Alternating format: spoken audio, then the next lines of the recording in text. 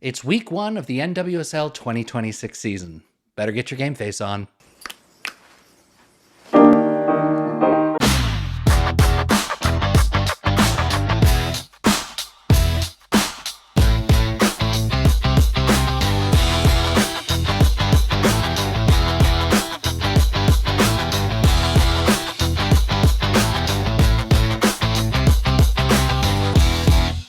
Hello folks and welcome to Dummy Run Sports, and today we are talking teams. I'm going to go through each team starting at the bottom of last year's table and work my way to the top. This will be broken down into 2 separate videos, so please consider subscribing so you don't miss out on any of the women's sports content that this channel is dedicated to. First up, Chicago. Last year was tough for you, Chicago. While not being able to enjoy the high level of athleticism that Mal Swanson brings to the team, you also finished dead last in the league. Finishing 3-11-12 means that this year probably can't get any worse. Undoubtedly, this is going to be a rebuilding year. A new head coach will help give this team a fresh start, and during the offseason, Chicago signed several new players, including many fresh faces out of college. Some interesting free agent signings and trades include goalkeeper Katie Lund, forward Ryan Garris, defender Michelle Olozi, and Aaliyah Farmer. Unfortunately, veteran Natalia Kuika is out with a season-ending injury, so I really like signing an experienced defender like Michelle Olozi to help with the backline and create scoring chances. Between the lack of offense and porous defense, Chicago was absolute bottom in goal differential with -22 last year. Anything better than coming in last in the standings and last in goal differential will be a success in 2026. I do wish Chicago was a bit more bold in the offseason, and there is nothing wrong with rebuilding for a year. However, I wanted to see something flashy from this team. 1, you've been rebuilding for years. 2, this is my hot take for Chicago, you need butts and seats. You are a major market team in a progressive city, and your attendance numbers are historically either dead last in the league or second to small market teams like Louisville. And while I do like the move from Southwest Chicago to a new venue in Evanston on the North Shore, you're moving from a 28,000 seat stadium to a 35,000 seat stadium. And now you are hoping to create a winning atmosphere with 5,000 fans in a 35,000 seat stadium. That is a tall task until Mal Swanson returns. And I did do a whole video about the attendance crisis in the NWSL, which I will link right here. Some teams did do exciting, bold things in the offseason, including Bay FC. Bay FC. Third year's the charm, as they say. Last year was an underperformance, to put it nicely. A 4-8-14 record and a goal differential of -15 is disappointing from where you ended your inaugural year of 11-1-14. What I am really looking forward to in Bay FC, which I referenced earlier, is that you took big swings in the offseason, which creates a lot of excitement heading into 2026. So let's go through some things. You got a new CEO and a new head coach. You wanted a fresh start, so from the top, you got a fresh start. Plus, you went out and signed some studs like Christiana Girelli, Aldana Cometti, youngster Alex Pfeiffer, and of course, Claire Hutton. And as I said, last year was disappointing because a lot of the pieces were there. It just wasn't working. Kundananji and Didasco are top players that come to mind when I think about last year. However, adding a player like midfielder Claire Hutton might be the missing puzzle piece for Bay FC. She is also somebody that you can build around for the next decade, so swinging big and paying a transfer fee upwards of $1 million is exactly the thing that this young organization needed after this past year. As hot takes go, I do not think it's a very hot take to say that I think Bay FC should easily be in playoff contention in the fall. I think more and more pieces are coming together for this team, and from the little that I saw in preseason from Bay FC, I think buy-in to this new head coach is high from this team. There was a clear effort defensively to quickly collapse around the ball carrier and commit to tight man coverage. Offensively, Christiana Girelli's veteran experience should give a nice 1-2 punch with Kundananji's speed, and also look out for youngster Alex Pfeiffer's connection with defender Sydney Collins. They looked in sync and aggressive down the right-hand side. Moving up the table next, it is the Utah. Utah, third year's the charm, as they say. Callback, nailed it. Ending last season with a 6, 7, and 13 record with a goal differential of -14 is frustrating, especially because the year before was just about the same. As for the offseason, you land directly in between Chicago and San Francisco. Kinda exciting, but kinda committing to a rebuild. There is nothing wrong with signing exciting young talent like Cameron Simmons and Diana Pierre-Louis. Although, also, Louis, Pierre-Louis. En français. There is nothing wrong with signing exciting young talent like Cameron Simmons and Diana Pierre-Louis.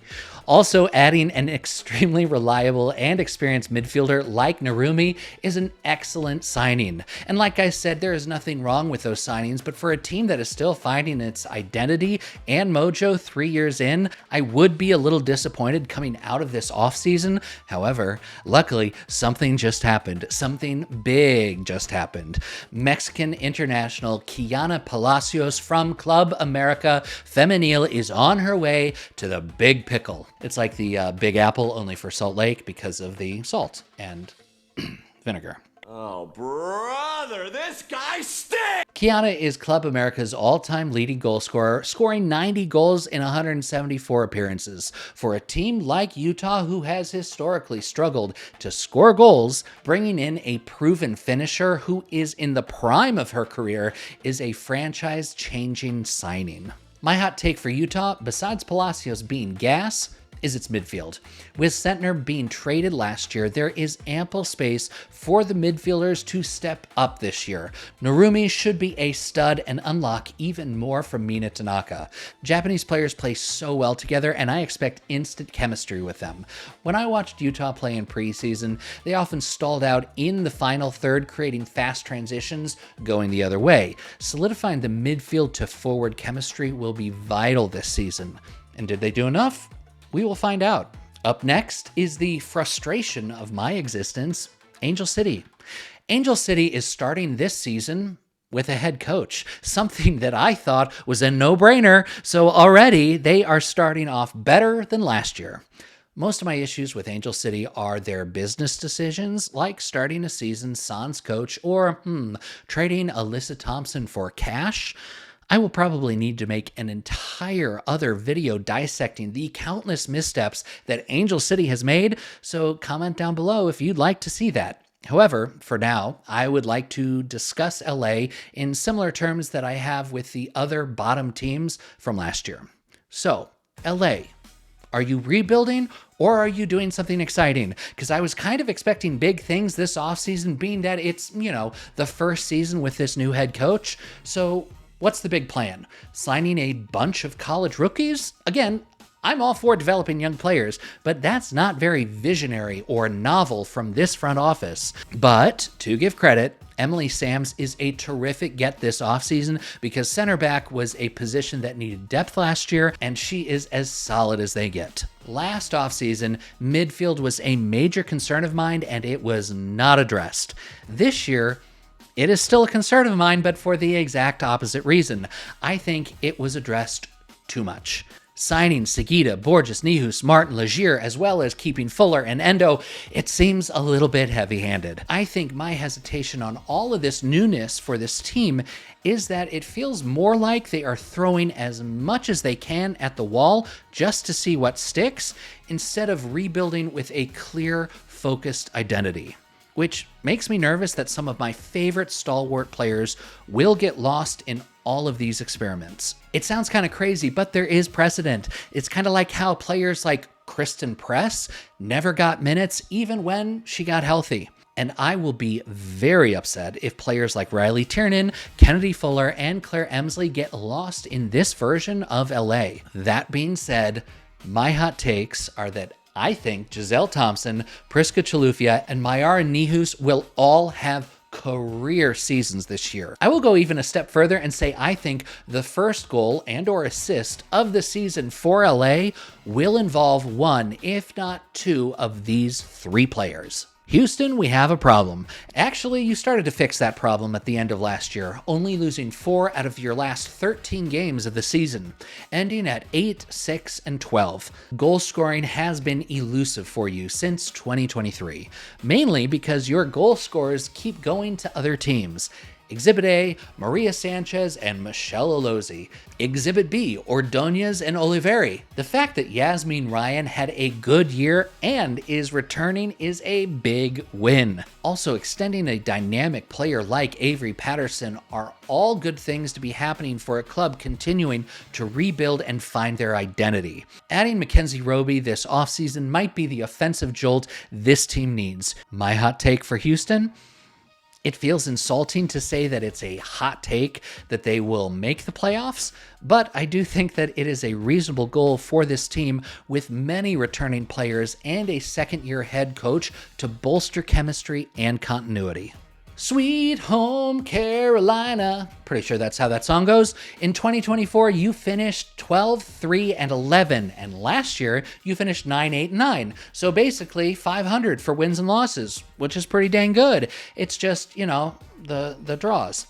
Ever since Caroline was injured and then traded, the Courage just hasn't been the same force that it used to be. I think that the identity of this team left with Caroline. Now, in the offseason, the Courage did get a new head coach, which should at least present the opportunity to redefine what they want their identity to be moving forward. And it might sound hypocritical of me after being so harsh on the other teams for not taking bold swings this offseason, but Carolina barely missed out on the playoffs this past year, so I don't think that they needed to move mountains to make changes. That being said, I think they made plenty of not so flashy smaller signings that should help move the needle towards making the playoffs this year. I will say that losing a defender like Denise O'Sullivan is a tough one, but gaining a young player like Allie Schlegel should help turn all those draws from last year into wins. Hot take, I don't ever really want to talk about jerseys, but their Venus Flytrap jerseys are fire.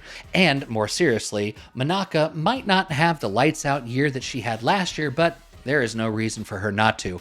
And I think Schlegel should continue her stratospheric trajectory after departing Chicago. So let's be crazy and say 15 goals between the two of them. 15? Yeah? No, 20. Okay. Let's say this. 20 goals between Manaka, Schlegel, and rookie Chioma Okafor. It's pretty bold. Rounding out the bottom half of last year's table, the reigning champs, Gotham FC. Gotham squeaked into the playoffs by the hair of their chinny chin chin last year and then convincingly took it all the way across the finish line. Gotham always had the potential to be top of the table last year and at times truly looked like the team to beat. However, ending with a record of 9, 9, and 8 with an impressive goal differential of plus 10 meant that it was a roller coaster of a season if you were a Gotham season ticket holder. Consistency will be a goal this year if they want to hold on to the title, and having your fearless leader back in Tierna Davidson will bolster the backbone of this team. But can Gotham run it back this year? Yeah, absolutely. The coaching is strong. The roster hasn't changed much. There have been several extensions, and adding some depth with younger players is a very safe and focused approach when it comes to improving after a championship year. Losing forward Gabby Portillo but gaining a physical offensive midfielder like Savannah McCaskill is a choice and is probably the most interesting change that they made. McCaskill adds a very different style of play and player in the midfield. She will sprint for 90 minutes straight if that's what it takes to win, and I know that she is coming to Gotham with one thing on her mind: winning a championship. My hot takes for New York: will they go back-to-back? Listen, Kansas City and Washington, who I will talk about in my next video, will be steaming mad after last year, and they will play like that all season long. I am not saying that Gotham didn't deserve the win. They really stepped up when they needed to, but I think Esther Gonzalez needs another career year, and I think Roosevelt also needs to have a career year if they want a chance to win it all again. Luckily, I do think if Rose stays healthy, she will unlock another level this year and become even more of a human cheat code. With Lavelle, Shaw, Szupanski, and Howell, this could be the best midfield in the league this year. And to finish this video off, I want to talk about the newest kid in town, Boston Legacy. Boston, I know nothing about you, so my hot take is Dunkin' Donuts. Dunkin' Donuts awesome! Boston's roster is unlike anything that I've seen coming from an expansion club. A majority of its roster is being built with players coming directly from international clubs. This isn't a surprise coming from a head coach who's had a successful career in Portugal. She is drawing a lot of players, both American and foreign-born, that haven't had much NWSL experience, but have had a lot of international experience. This signals to me two things. One, we might be in for a treat with the style of play coming from Boston this year. And two, the club has full confidence in head coach Philippa Pateo in her vision for building a club and how she wants to compete in this league. Hot takes for Legacy this year? Well, I don't think it's a hot take to say that one of the best young players in the world is going to have a gaslit firestorm of a season, but Amanda Gutierrez will probably be insane. Offensive Player of the Year candidate for sure. Okay, that's it for part one. Please like and subscribe so you do not miss out on part two, where I will tackle the top half of last year's table and discuss my dark horse team for this next year. Okay, see ya. Pierre-Louis?